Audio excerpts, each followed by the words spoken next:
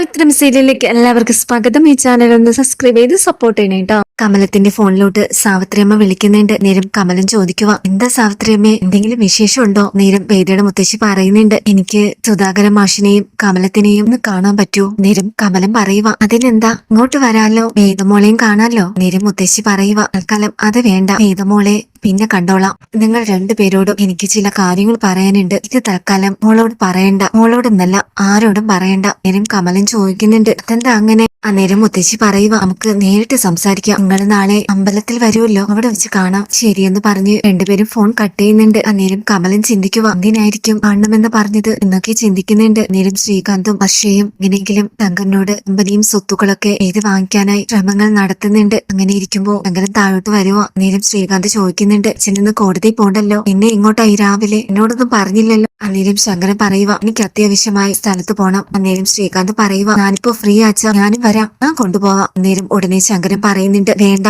ഞാൻ ഡ്രൈവറെയും കൂട്ടി പൊക്കോളാം, നീ കമ്പനിയിലേക്ക് പൊക്കോ, ഈ വരേണ്ട ആവശ്യമില്ല. ഇത്രയും പറഞ്ഞിട്ട് ശങ്കരൻ പോകുന്നുണ്ട്. അന്നേരം ശ്രീകാന്ത് വർഷയോട് പറയുന്നുണ്ട്, എന്തൊക്കെയോ എന്നെ നിന്നും മറയ്ക്കുന്നത് പോലെ, അല്ലെങ്കിൽ എവിടെ പോയാലും ഞാനല്ലേ കൂടെ പോകുന്നത്, എന്നോട് പറയാതെ എങ്ങോട്ടായിരിക്കും പോയത്? അന്നേരം വർഷ പറയുന്നുണ്ട്, ശ്രീയേട്ടൻ ആവശ്യമില്ലാത്തൊന്നും ചിന്തിക്കേണ്ട, അച്ഛനോട് ഞാൻ പറഞ്ഞ കാര്യം ചോദിക്കാമായിരുന്നു. അന്നേരം ശ്രീകാന്ത് പറയുക, അച്ഛൻ പുറത്തോട്ട് പോവാൻ നിൽക്കുവല്ലായിരുന്നോ, ഇതിനെക്കുറിച്ച് എന്നിട്ട് സംസാരിക്കാമല്ലോ, എനിക്ക് ചെറിയ പേടിയുണ്ട്. വേദയുമായി ഇപ്പോൾ അകൽച്ചയിലല്ലേ, അതുകൊണ്ട് എനിക്ക് ചെറിയൊരു പേടിയുണ്ട്. ഒത്തിരി വേണ്ടി ഞാൻ മനഃപൂർവ്വം വേദയെ അച്ഛനിൽ നിന്നും അകറ്റുന്നതാണെന്ന് ചിലപ്പോൾ അച്ഛൻ ചിന്തിച്ചാലോ. നേരെ വർഷ പറയുക, ഇനി ശ്രീയേട്ടൻ ഒരു തെറ്റും ചെയ്തിട്ടില്ലല്ലോ, അവളല്ലേ എല്ലാരെയും ഉപേക്ഷിച്ച് ഗുണ്ടയുടെ കൂടെ പോയത്, ഇതിന് ശ്രീയേട്ടൻ എന്താ? നേരം ശ്രീകാന്ത് ഒന്നും മിണ്ടുന്നില്ല. വിക്രം കാപ്പോടിക്കാനായി വരുക. നേരം കമലൻ ചോദിക്കുക, വേദമോൾ എവിടെയാ, നോക്ക് വയ്യാത്തതറിയില്ലേ, എനിക്ക് കൂട്ടിയിട്ട് വരാമായിരുന്നില്ലേ? നേരം വിക്രം പറയുക, അവള് വന്നോളും, അമ്മ പോയി അവളെ വിളിച്ചിട്ട് വാ. നേരം കമലൻ പറയുക, എന്താടാ നീ ഇങ്ങനെ പറയുന്നത്? അത് പറ്റില്ല, നീ പോയി കൂട്ടിയിട്ട് വരണം. നീ എന്താ വിക്രം, എന്റെ ഭാര്യയല്ലേ വേദ, അപ്പൊ മോളുടെ കാര്യം നോക്കേണ്ടത് ഞാനാണോ? നീ അല്ലേ?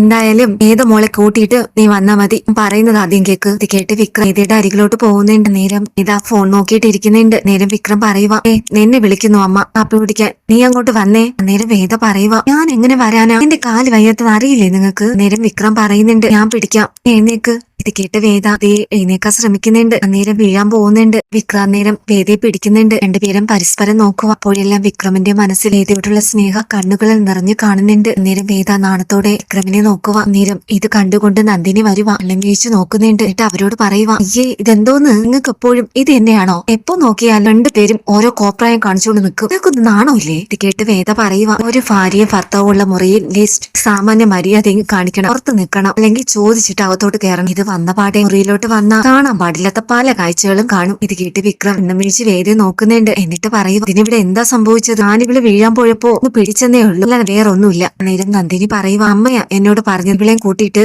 അങ്ങോട്ട് പോവാൻ, എന്തായാലും നീ തന്നെ കൊണ്ടുവന്നാ മതി. ഇത്രയും പറഞ്ഞ് ദേഷ്യത്തിന് നന്ദിനി പോകുന്നുണ്ട്. നേരം വേദ ചിരിക്കുവാ. അപ്പോഴേക്കും വേദ പറയുന്നുണ്ട്, എന്നാ വാ നമുക്ക് പോവാം. നേരം പതിയെ പതിയെ ഇത് നടക്കുന്നുണ്ട്. നേരം വിക്രം വേദയെ കണ്ണെടുക്കാതെ നോക്കുന്നുണ്ട്. വേദയെ കാണുമ്പോഴൊക്കെ വിക്രമിന്റെ ഉള്ളിൽ വേദയോട് എന്തെന്നില്ലാത്ത സ്നേഹം വിക്രമിന്റെ ഉള്ളിൽ നിന്ന് തോന്നുന്നുണ്ട്. ആരോടും തോന്നാത്ത ഒരു ഇഷ്ടം വിക്രമിന്റെ മനസ്സേതയോട് തോന്നി പോകുന്നുണ്ട്. നേരം കമലം വിക്രം കയ്യിൽ പിടിച്ച് വേദയെ കൊണ്ടുവരുന്നത് കമലം സന്തോഷത്തോടെ നോക്കി നിൽക്കുന്നുണ്ട്. നേരം മാഷും ഇത് കാണുന്നുണ്ട്. കമലത്തെ നോക്കുക. എന്നിട്ട് വേദയും വിക്രമും ഒരുമിച്ചിരുന്ന് കാപ്പി കുടിക്കുന്നുണ്ട്. എന്നിട്ട് വിക്രം ഷോപ്പിലോട്ട് പോവുക. പോകുമ്പോഴും വിക്രമിന്റെ മനസ്സിൽ വേദയെക്കുറിച്ചുള്ള ചിന്തകൾ ഇടയ്ക്കിടയ്ക്ക് കടന്നു വരുന്നുണ്ട്. എപ്പോഴും വേദയെ കാണണം, സംസാരിക്കണം എന്നൊക്കെ വിക്രമിന്റെ മനസ്സിൽ തോന്നുക. തന്നെ വിക്രം ബൈക്ക് നിർത്തുന്നുണ്ട്. എന്നിട്ട് സ്വയം ചോദിക്കുക, എനിക്കിത് എന്താ പറ്റിയത്, ഇവളോട് എനിക്ക് ദേഷ്യമായിരുന്നില്ലേ, പിന്നെ എനിക്കിപ്പോൾ എന്താ പറ്റിയത്? ഇവളെ കാണുമ്പോഴൊക്കെ എന്റെ മനസ്സിൽ ഇവളോട് ഇഷ്ടം തോന്നുന്നുണ്ട്, ഇവളെ എപ്പോഴും കാണുമെന്ന് തോന്നുന്നുണ്ട്, ശരിക്കും ഞാൻ അവളെ സ്നേഹിച്ചു തുടങ്ങിയോ? വെറുത്ത് അവസാനം എനിക്ക് അവളോട് സ്നേഹമാണോ എന്നൊക്കെ ചിന്തിക്കുന്നുണ്ട്. എന്നിട്ട് വിക്രം ഷോപ്പിലോട്ട് പോകുന്നുണ്ട്. ശങ്കരനാരായണൻ അല്ലിരുന്ന് ശനി വിളിക്കുന്നുണ്ട്. അന്നേരം ദർശനം പറയുക, പറയൂ സാർ. നേരം ശങ്കരൻ പറയുക, ഞാൻ തനിക്ക് കാശ് തന്ന കാര്യം ശ്രീകാന്ത് ഒരിക്കലും അറിയരുത്, ഞാനിപ്പോ എവിടെയുണ്ട്? നേരം ദർശനം പറയുന്നുണ്ട്, സാർ ഞാൻ ഓഫീസിലുണ്ട്. എന്നിട്ട് പറയുക, രാധ എന്ന പെൺകുട്ടി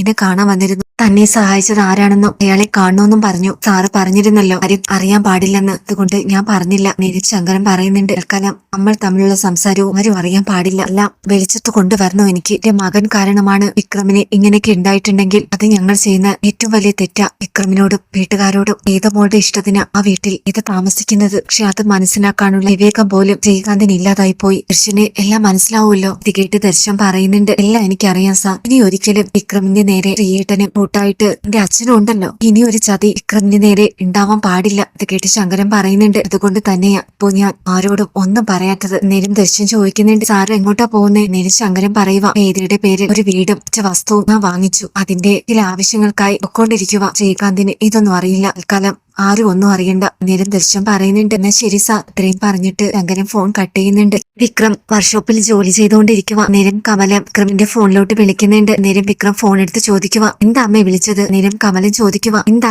എനിക്ക് വിളിക്കാൻ പാടില്ലേ? നേരം വിക്രം ചോദിക്കുക, അല്ല വെറുതെ വിളിക്കില്ലല്ലോ അമ്മ, കാര്യം എന്താണെന്ന് പറയമ്മേ, ഞാൻ ഇവിടെ ജോലിയിൽ നിൽക്കുക. നേരം കമലം ചോദിക്കുന്നുണ്ട്, എനിക്ക് അവിടെ എന്ത് ജോലി? വർക്ക്ഷോപ്പിൽ വെറുതെ പോയി ഇരിക്കുവല്ലേ? ഇപ്പൊ നീ ശ്രീനിസാറിന്റെ അരികിലോട്ട് പോകുന്നില്ലല്ലോ. നേരം വിക്രം ചോദിക്കുക, അതേ വിളിച്ചതാണോ അമ്മ? നേരം കമലം പറയുക, പെട്ടെന്ന് ഇങ്ങോട്ടൊന്ന് വന്നേ, ഏത് മോക്ക് കാല് സുഖയില്ല, വേദനയും കുറവില്ല, നീ വെച്ചോണ്ടിരിക്കണ്ട, ആശുപത്രി കൊണ്ടുപോകണം, ഡോക്ടറെ കാണിക്കണം. എടുത്തു നോക്കുമ്പോ അറിയാലോ, നീ പെട്ടെന്നൊന്ന് വന്നേ. നേരം വിക്രം ചോദിക്കുന്നുണ്ട്, അമ്മയ്ക്ക് കൊണ്ടുപോക്കൂടെ അവളെ? നേരം കമലൻ ചോദിക്കുക, ഞാനാണോ അവളുടെ ഭർത്താവ്? എനിക്ക് വയ്യാതായ ആഷ് എന്നെ കൊണ്ടുപോകും. അതുപോലെ വേദമോക്ക് വയ്യെങ്കില് നീയാ കൊണ്ടുപോവേണ്ടത്, നീയാ വേദമോളുടെ കാര്യങ്ങളെല്ലാം നോക്കേണ്ടത്. സംസാരിച്ച് നിൽക്കാൻ സമയമില്ല, നീ ഒന്ന് പെട്ടെന്ന് വന്നേ. ഇത് കേട്ട് വിക്രം പറയുന്നുണ്ട്, ശരിയമ്മേ ഞാനിപ്പോ വരാം. നേരം വിക്രം ഫ്രണ്ട്സിനോട് പറയുന്നുണ്ട്, ഞാൻ വേദയും കൊണ്ട് ഹോസ്പിറ്റലിൽ പോവാ, പെട്ടെന്ന് വരാം. നേരം ഫ്രണ്ട്സ് പറയുന്നുണ്ട്, ഇപ്പോഴാ ശരിക്കും നിനക്കൊരു ഭാര്യ ഉണ്ടെന്ന് നമുക്കൊക്കെ തോന്നുന്നത്. ഇത് കേട്ട് വിക്രം മനസ്സിൽ പറയുന്നുണ്ട്, എനിക്കും ഇത്രയും നാളും അവളെ കുറിച്ച് എന്റെ മനസ്സിൽ ഒന്നും തോന്നിയിട്ടില്ല, പക്ഷെ ഇപ്പോൾ ഞാനാണ് അവളുടെ കാര്യങ്ങളൊക്കെ നോക്കേണ്ടത് എന്നൊരു ചിന്ത എന്റെ മനസ്സിലുണ്ട് എന്നൊക്കെ വിചാരിക്കുന്നുണ്ട്. വേദയെ കാണാനല്ലോ എന്ന സന്തോഷത്തിൽ വിക്രം വീട്ടിലോട്ട് പോകുന്നുണ്ട്. നേരം വേദ റെഡിയായിരിക്കുക. വിക്രം നേരം പറയുന്നുണ്ട്, പോവാ. നേരം വേദ അതേ ബൈക്കിലോട്ട് കയറുന്നുണ്ട്. എന്നിട്ട് ഹോസ്പിറ്റലിലോട്ട് പോവുക. ഡോക്ടർ മരുന്ന് ഓയിൽമെന്റ് ഒക്കെ കൊടുക്കുന്നുണ്ട്. തിരിച്ച് വീട്ടിലോട്ട് വരാൻ നേരം ബ്ലോക്കിൽ കുടുങ്ങി നിൽക്കുന്നുണ്ട്. നേരം തൊട്ടരികിൽ ശങ്കരനാരായണൻ കാറിൽ ഇരിക്കുക. ആദർശികമായി വേദയെ കാണുന്നുണ്ട്. നേരം വേദ അക്രമിനോട് സംസാരിക്കുന്നുണ്ട്. രണ്ടുപേരും പിരിച്ചുകൊണ്ട് സംസാരിക്കുന്നത് കണ്ട് ശങ്കരൻ കണ്ണെടുക്കാതെ അവരെ നോക്കുന്നുണ്ട്. വേദയുടെ സന്തോഷം കണ്ട് ശങ്കരനും ഒത്തിരി സന്തോഷമാവുന്നുണ്ട്. എന്നിട്ട് വിക്രം വേദയെ വീട്ടിൽ കൊണ്ട് വിട്ടിട്ട് വീണ്ടും വർക്ക്ഷോപ്പിലോട്ട് പോവുക. അത്രയായപ്പോഴേക്കും വിക്രം വീട്ടിലോട്ട് വരുന്നു. അന്നേരം വിക്രം ഷോപ്പിലെ ജോലിയൊക്കെ കഴിഞ്ഞിട്ട് നേരത്തെ വീട്ടിലോട്ട് വരുക. അന്നേരം വേദയ്ക്ക് കഴിക്കാൻ എന്തെങ്കിലും വാങ്ങണമെന്ന് വിക്രമിന്റെ മനസ്സിൽ തോന്നുന്നുണ്ട്. നേരം കുറെ ആപ്പിളും ഓറഞ്ചും മുന്തിരിയൊക്കെ മേടിച്ചിട്ട് വീട്ടിലോട്ട് വരുക. അന്നേരം വേദയും കമലവും തേജയും നന്ദിനിയൊക്കെ കൈവരിയിലിരിക്കുന്നുണ്ട്. നേരം നന്ദിനി പറയുന്നുണ്ട്, വിക്രമല്ലേ വരുന്നത്, ഇത്ര നേരത്തെയോ? എന്നിട്ട് എന്ത് പറ്റി? നേരം വിക്രമിന്റെ കൈ ഫ്രൂട്ട്സ് ഒക്കെ ഇരിക്കുന്നത് കാണുക. നേരം നന്ദിനി ചോദിക്കുന്നുണ്ട്, എന്താടാ കവറിൽ? നേരം വിക്രം അമ്മലോടെ എല്ലാവരെയും നോക്കുന്നുണ്ട്. എന്നിട്ട് വേദയെ നോക്കിയിട്ട് നന്ദിനിയോട് പറയുക, ഇത് കുറച്ച് ഫ്രൂട്ട്സാ, ഓറഞ്ചും ആപ്പിളും ഒക്കെ എല്ലാവർക്കും കഴിക്കാമല്ലോ. നേരം നന്ദിനി വേദയെ നോക്കുന്നേ. നേരം വേദ വിക്രമിനെ സ്നേഹത്തോടെ നോക്കുന്നുണ്ട്. ഇത് കണ്ട് കമൽ തിരിച്ചുകൊണ്ട് വിക്രമിനോട് പറയുക, ഏത് വാങ്ങിച്ചത്? വേദമോക്ക് കഴിക്കാനല്ലേ, മോള് വയ്യാതിരിക്കുവല്ലേ?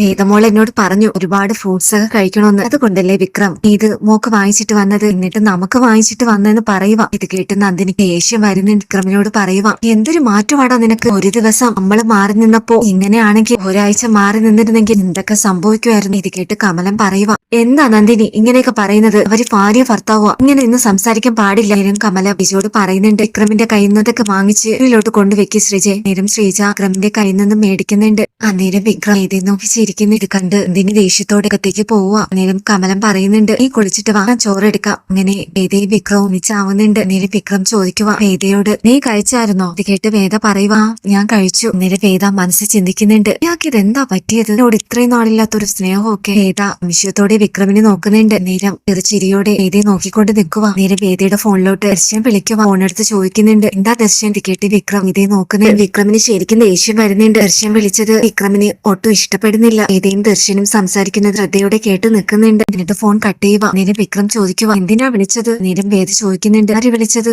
വിക്രം ചോദിക്കുക, അല്ല നിന്നെ ഇപ്പൊ വിളിച്ചത് വക്കീലല്ലേ? മടിച്ചു ചോദിക്കുന്നുണ്ട്. നേരം വേദ പറയുക, അതെ ദർശന വിളിച്ചത്, എന്താ? നേരെ വിക്രം ദേഷ്യത്തോട് ചോദിക്കുന്നുണ്ട്, തടി വേദാണം ചോദിച്ചത്, എന്തിനാ അയാൾ നിന്നെ വിളിച്ചതെന്ന് എനിക്ക് ചോദിക്കാനുള്ള അവകാശമുണ്ട്, അതുകൊണ്ട് ചോദിച്ചതാ. ഇത് കേട്ട് വേദ അമ്പരന്ന് നിൽക്കുന്നുണ്ട്. എന്നിട്ട് പറയുക, നിങ്ങൾ ഇത്രയും നാളും അങ്ങനെയല്ലല്ലോ എന്നോട് പറഞ്ഞത്, ആ നിങ്ങളുടെ ആരുമല്ല, ഇങ്ങനെ ഒരു ഭാര്യയില്ലെന്നൊക്കെ അല്ലേ, പെട്ടെന്ന് എവിടുന്ന അധികാരമൊക്കെ വന്നത്? വിക്രം അറിയാതെ ചോദിച്ചു പോയതാ. എന്നിട്ട് പറയുന്നുണ്ട്, എനിക്ക് മനസ്സുണ്ടെങ്കിൽ പറഞ്ഞാൽ മതി, ഇല്ലെങ്കിൽ വിട്ടേക്ക്. നേരെ വേദ പറയുക, ഞാനൊരു ജോലിയുടെ കാര്യം പറഞ്ഞില്ലേ, ഇതിന്റെ കാര്യം സംസാരിക്കാൻ വിളിച്ചതാ. ദർശന്റെ സീനിയർ അഡ്വക്കേറ്റാ, അദ്ദേഹത്തിന്റെ കൂടെ ജൂനിയർ ആയിട്ട് പ്രാക്ടീസ് ചെയ്യാൻ തയ്യാറാണോ എന്ന് ചോദിച്ചു. ഇതിനാ വിളിച്ചത്, ഞാൻ പൊക്കോട്ടെ. നേരെ വിക്രം പറയുന്നുണ്ട്, തൽക്കാലം നീ എങ്ങോട്ട് പോണ്ട, ആദ്യം ഞാൻ ആലോചിച്ചിട്ട് പറയാം. ആദ്യം കാല് ശരിയാക്കി എടുക്കാൻ നോക്ക്, അതിന് നല്ല ഫുഡ് കഴിക്കണം, ആപ്പിളും ഓറഞ്ചൊക്കെ കഴിക്കണം, ഞാൻ വാങ്ങിയിട്ട് വന്നല്ലോ, അതൊക്കെ എടുത്ത് കഴിക്ക്. ഇത്രയും പറഞ്ഞിട്ട് വിക്രം കുളിക്കാനായിട്ട് പോകുന്നുണ്ട്. ഇത് കേട്ട് വേദ വിക്രമിനെ അതിശയത്തോടെ കണ്ണെടുക്കാതെ നോക്കുന്നുണ്ട്. വിക്രം തന്നെയാണോ ഇത്രയും നാള് എന്നെ കുറിച്ച് ഒന്നും അന്വേഷിക്കാത്ത ആള് ഇപ്പൊ എന്നെ കുറിച്ച് ചിന്തിക്കുന്നുണ്ട്, എന്നോട് അധികാരം കാണിക്കുന്നുണ്ട്, ഇതിന്റെ അർത്ഥം എന്താ? വേദ സംശയത്തോടെ വല്ലതും ചിന്തിക്കുന്നുണ്ട്.